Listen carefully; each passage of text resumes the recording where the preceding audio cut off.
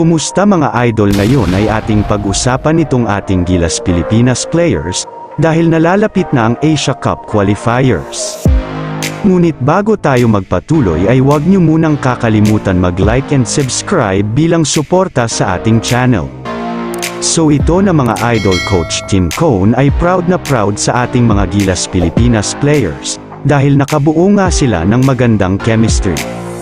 Well mga idol, malapit na ang unang laban ng ating Gilas Pilipinas ngayong February 22 kontra po sa koponan ng Hong Kong.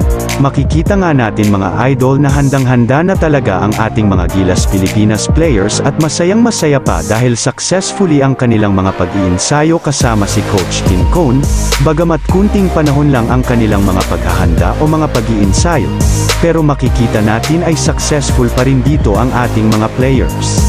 Dahil nakabuo na nga sila dito ng mga magagandang tandem na siyang gagamitin ni Coach Tim Cone sa unang laban sa Gilas Pilipinas kontra sa koponan ng Hong Kong.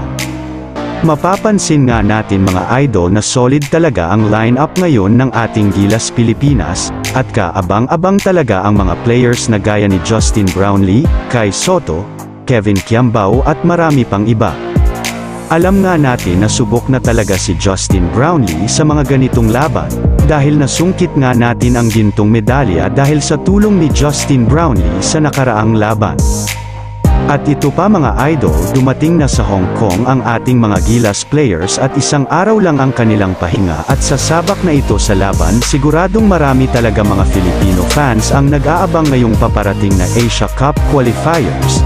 At sana mga idol makabawi tayo dito at manalo sa laban, naway patuloy pa nating suportahan ang ating mga players, at kung hindi ka pa nakapag-subscribe ay subscribe mo na yan bilang suporta sa ating channel. Salamat sa panunood.